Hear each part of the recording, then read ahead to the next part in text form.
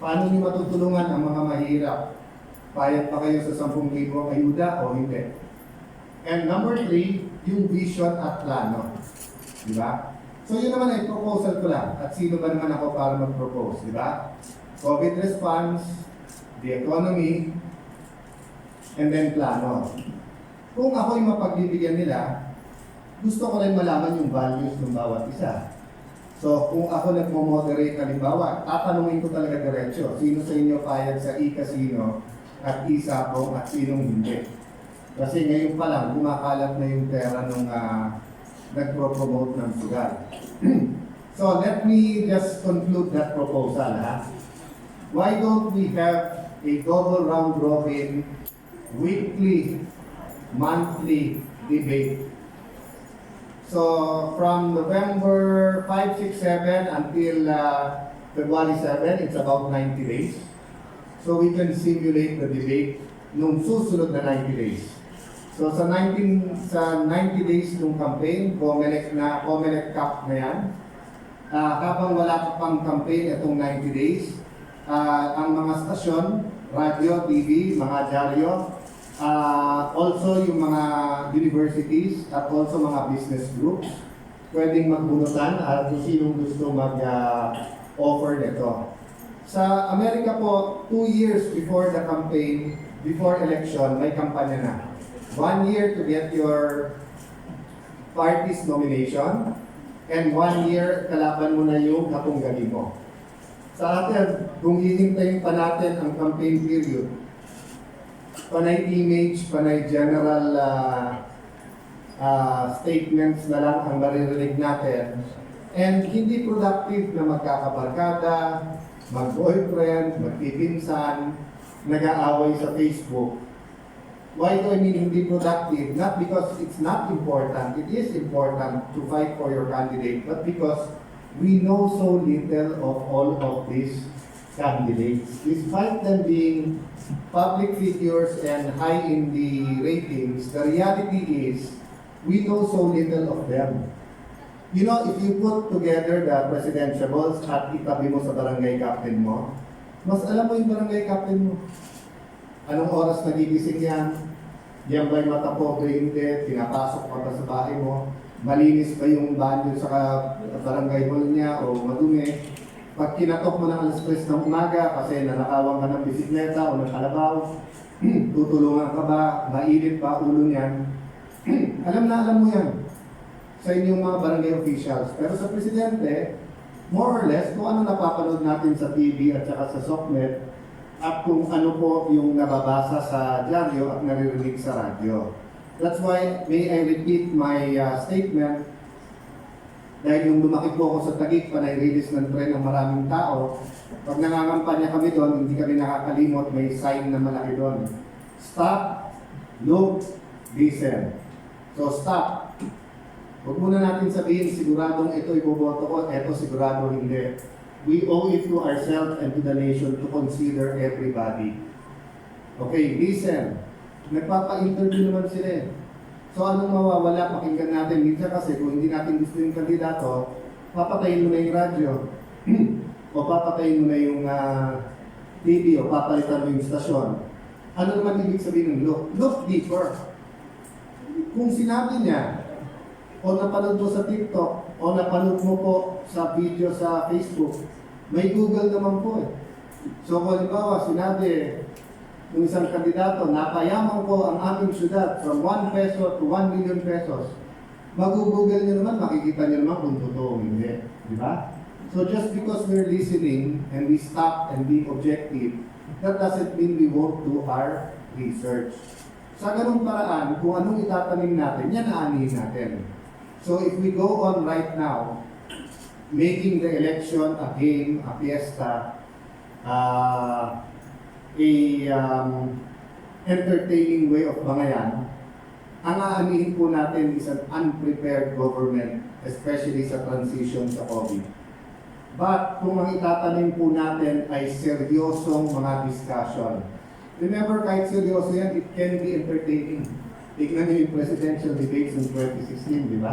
Kahit pa paano na-entertain tayo, pero lumalabas po yung kalooban ng tao, yung kanyang prinsipyo. No? So having said that, personally, I'm focusing on the 5-year plan. By November 15, pag nag-start yung Congress, I expect na yung grupong balik sa tamang serbisyo ay ma-present ito, and any presidential board who wants to adopt, amend, or magpa-brief, willing kami. And of course, kasama dito yung 10,000 ayuda. In the 2022 budget, 500 billion ang idadagdag. So, may nagtanong sa akin na kaibigan nating media, hindi sa press con, pero tinanong na ako sa isang interview sa radio. Sabi, sir, may pera ba? So sabi ko, huwag kayong malito ha. Mahirap ang pera ngayon, lalo ang buwis, kasi hirap ang negosyo.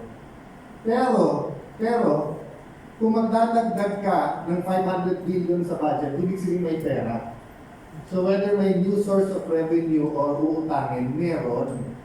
So ang question, saan lang gagamitin?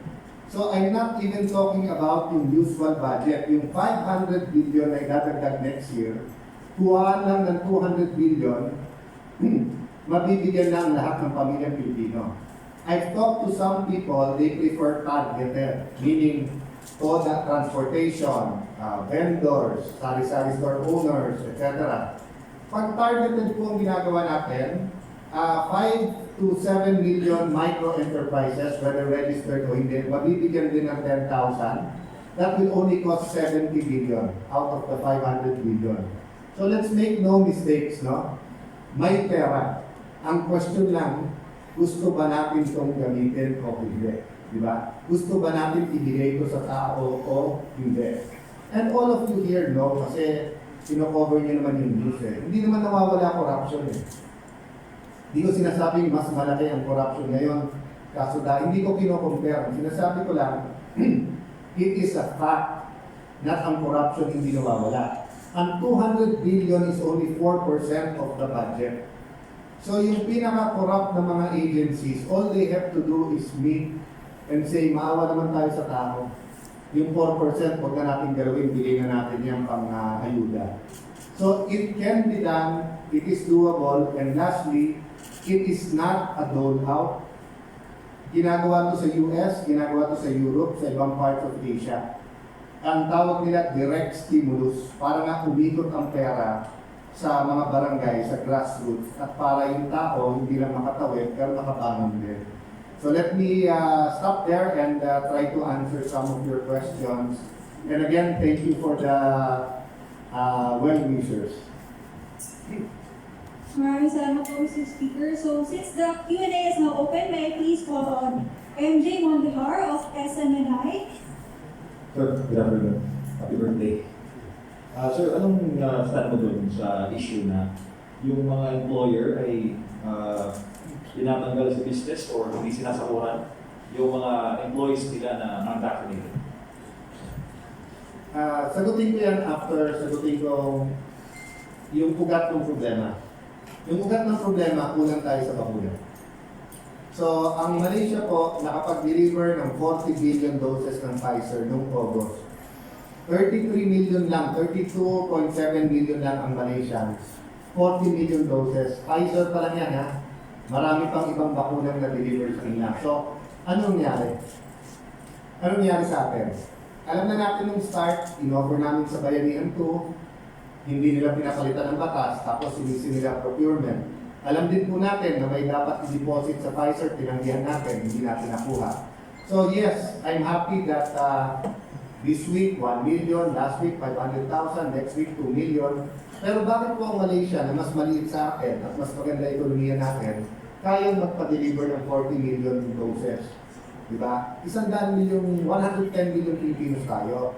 Bakit hindi natin kayang ibagsa para yung sa mga bata at boosters? Bakit po? Kasi kahit anong usapin ngayon po tungkol sa requirement sa vaccination, kawawa po ang tao kung wala naman supply. So halimbawa dito, kung sa tayo nag-question, kung sasabihin ng guardia sa labas, sorry yung mga bakunado lang pwedeng pumasok. Eh paano po kung isa kang municipality na wala naman pong supply ng bakuna? Kasalanan mo ba yun? Di ba? So even before we go to the issue of vaccine mandate, the question is, is there enough vaccines? So I know the government is doing a lot, but bakit po yung ibang bansa, despite earlier mistakes, nakaka-quantum leap sila? Di ba? So ako, yung po ang inaasahan ko sana. Sana naman po, bago mag-transition, makakuha naman ng jackpot sa dami ng iba't ibang brands ng bakuna ang Pilipinas para makaangat tayo. Okay. Having said that, sa US, may korte na nagsabi na kapag ka-private yung kumpanya at sinabi niyang hindi ka pwede magtrabaho o pumasok pag hindi ka vaccinated, in-uphold yan ng korte dahil daw yan ay karapatan ng employer. But sa tanong mo, it's different. Withhold yung sweldo. Hindi pwede yan. Basta nakapagtrabaho, pwede kayang sweldohan. So, halimbawa, private hospital ka, at sabihin ng hospital director, sorry, starting January 1, pag hindi bakunado, you cannot work for us. Then, that's something for the labor department or for the courts. Pero wala ka pa naman babayaran kasi hindi mo pinayagan magtrabaho. Pero kung January 1, sinabi mo, hindi ko babayaran lahat ng hindi bakunado na nagtrabaho ng December, November, I think very obvious yun na nagtatahilan ka lang kung bakit ayaw mo swelduhan. Bawal yun, masama yun. I hope I answered your question. Sir, follow-up lang. Balikan ko yun sa debate. Dapat ba masali sa debate yung issue ng anti-insurgency efforts ng gobyerno versus CPP and PNDF? Noting na maraming nagawa ang admin through the efforts po ng NTF-LCAP. I don't doubt that yung drugs, extrajudicial killing, corruption, communist rebellion, kailangan masama. So, nag-propose lang ako ng general topics that I know everyone should be able to debate. But kung ako tatanungin nyo, magbubunutan ng media, and every debate, talagang may judging, di ba? Kung Miss Universe nga Miss World, 1 year na magre-reign yan. Grabe na ang mga tanong ngayon. May follow-up pa. Ito, Presidente. So, the more opportunities you have to ask them a straight answer, straight question, and to get a good answer is better for us. If you tell me may press con, may meeting naman, yes, but katulad yan sa press con, kontrolado niyo yung tatanong niyo. Pero pwede ko sagutin yung hindi. Pero sa debate, everyone is watching. Mapipilit mo na yung kandidato, lumabas kung ano talaga yung nasa damdamin niya, isip niya, kung ano talaga stand niya. Di ba? Especially with allowing 1 or 2 follow-up question. Kasi nga, kung hindi, panay motherhood. Madaling magbigay ng motherhood questions pero pag presidente ka na, hindi naman pwedeng motherhood Hindi naman pwedeng sabihin sa kabinete, oy, pasayahin ang buhay ng lahat ng Pilipino. Oy, ayusin niyo yung COVID response. Hindi. Isa-isahin yan Sir, ilan ang bakuna natin? Sir, sino unahin? Sir, anong brand? Sir, pagka ganito na, pwede na ba sa restaurants? Diba? Specific yun So sa follow-up question lang lalabas yan. So if you ask a general question, payag ka ba sa peace talk? Of course, you'll accept an answer yes or no. Pero kailangan may follow-up yun. Hanggang kailan, sir? Panay peace talk sila or dadating din ba ang punto, sir, na pag hindi peace talk niya? Sir, payag ka ba sa all-out war? O sir, ano tingin mo tama o mali sa ginagawa ng LCAP? All of those questions are more than valid and deserves real answers, no? Last na, sir. For the record, dapat ba ang presidente ay good debater din? I would say as long as he's a good communicator, he will have to communicate in the international community.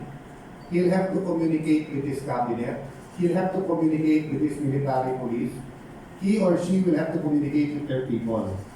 So specific ang debate, di ba? So parang mong sinabing, importante ba magaling magsalita yung journalist?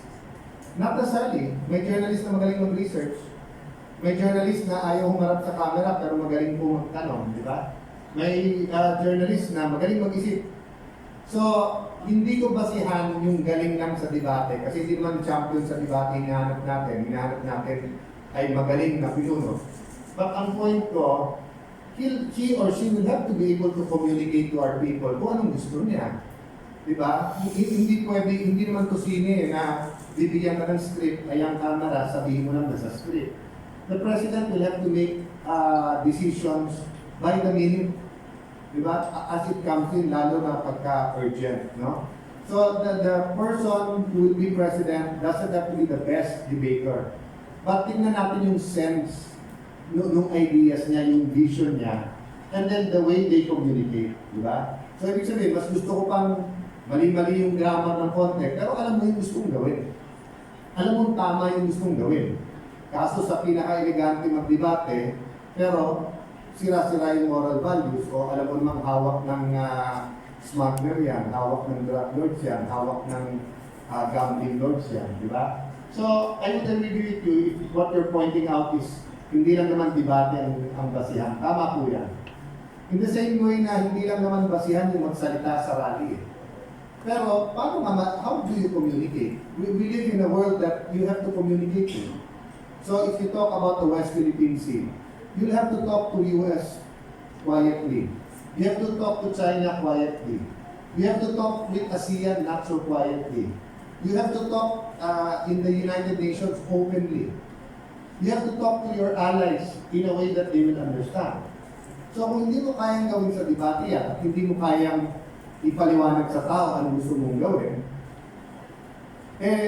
paano mo itataguyod yung mga ideas mo bilang Pangulo? So kasama talaga po yun. Maraming salamat po.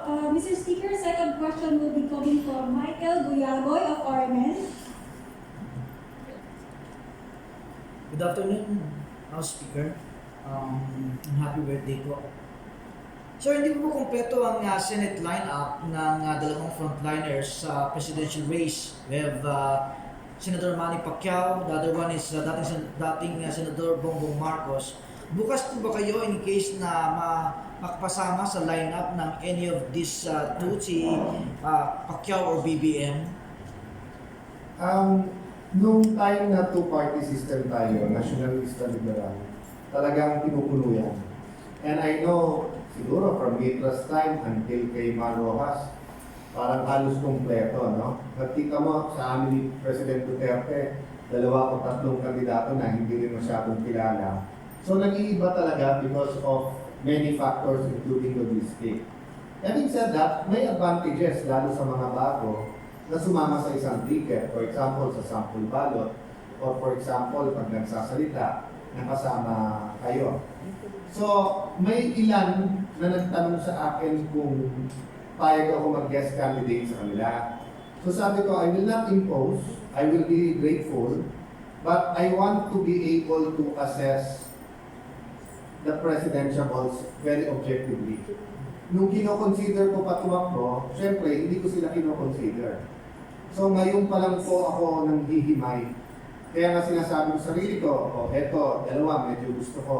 Eto, neutral. Eto, ayaw ko. O na tuligsa ako na in the past. But I owe it to God, I owe it to myself, to my country. Tingnan lahat sila objectively. So hindi muna ako sasama until mapili ko. Now, in the meantime, na hindi pa ako namimili, if I can serve as a bridge sa kanila to put together some debates, to put together a 5-year plan, to help with COMELEC, ano ba ang mas safe na pangangampanya, bakit hindi? In fact, I plan to interview any senatorial na gusto tumakbo sa Facebook ko para makilala din ng iba namang kababayan. Total, 12 naman yung iboboto eh. Di ba? So, kawawa na lang ako kung 20 ang ma-interview ko at hindi ako mapasama sa 12. But since Facebook ko naman yon, siguro naman may buwang na ako dun sa mga family ko sa Facebook ng isang boto. Diba? Maraming salamat po, Mr. Speaker. Ang susunod po na magtatanong ay si Tony Gildon ng DZME. Happy birthday, Speaker. Yung tanong ko po, lumalabas po kasi sa pag-aaral na bumababa yung effectiveness sa ng Moderna vaccine sa Delta sa 76%. Ang Pfizer naman bumababa ng 42% ang efficacy nito laban sa naturang variant. So ano masasabi niyo rito, Speaker? Nasanay na ang Pilipino sa kasabihan, better late than never. Pero siguro dapat palitan na natin yun. Dapat ang parati na natin sinasabing daig ng maaga pang masipag, di ba? So parati na lang tayo, kasi a few months ago, sumulat na kami sa DOH na bigyan na ng booster shot ang mga health workers. In-approve last week lang. At ang sagot nila 2-3 months ago is pinag-aaralan pa. Samantalang yung studies na bumababa na nga yung antibodies, at tandaan po natin, strategy mismo ng gobyerno na unahin ang frontliners kasi pag sila nagkasakit, wala pong gagamot sa atin. Di ba? Wala pong mag-aasikaso sa mga may sakit, ma-overwhelm, no? So, unfortunately, I think likha pa rin sa philosophy ng gobyerno at ng Pilipino yung better late than never. Hindi dapat po gano'n, dapat talaga daig ng maaga ang masipag. So katulad ngayon, gusto ko talaga mabasa sa dyaryo, 20 million doses, 40 million doses, 50 million doses will be delivered in December, January.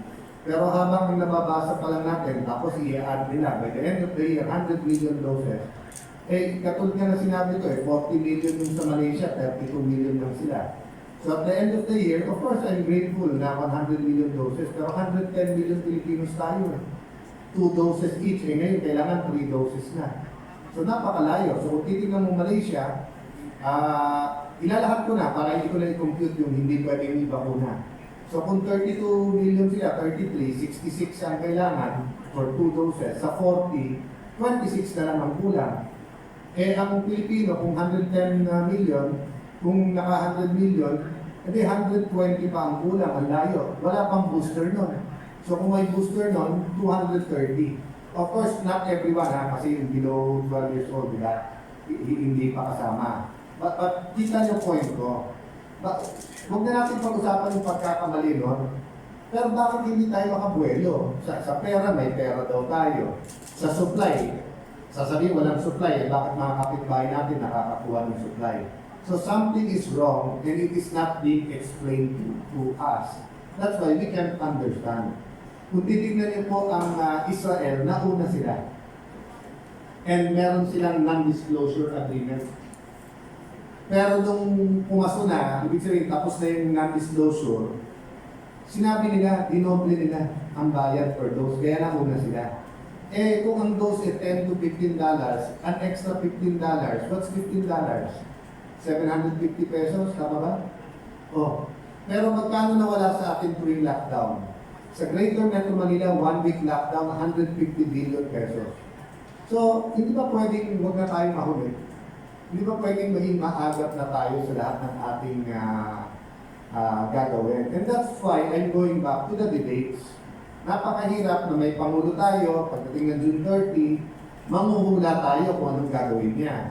Pero sa debate, sinasabi na, pinoporma na. So kung halimbawa, ang pinag-iinitan ngayon na maganda naman, Cebu, dapat daw pagandahin, dapat may subway. Nasaan yung plano? May JICA study na ba dyan? Anong, di ba? Kasi kung panay motherhood statements lang, na tayo kaya yun. Pero kung seryoso ka, meron ka ng mga consultant na ex-DOTR, ex-NEDA, o mga ekonomista, o sa mga university na tinutulungan ka ng gawin yung plano. Unang tingin mo pa lang sa isang lugar, malalaman mo na kung pwedeng subway o hindi. Di ba? Kasi katulad sa Metro Manila, may fault lines. So hindi lahat ng lugar sa Metro Manila pwedeng may subway. So yung pong sinasabi ko na we need more information. Kung anong tatanim natin, yan at yan ang aanihin natin. Next question, Mr. Speaker, I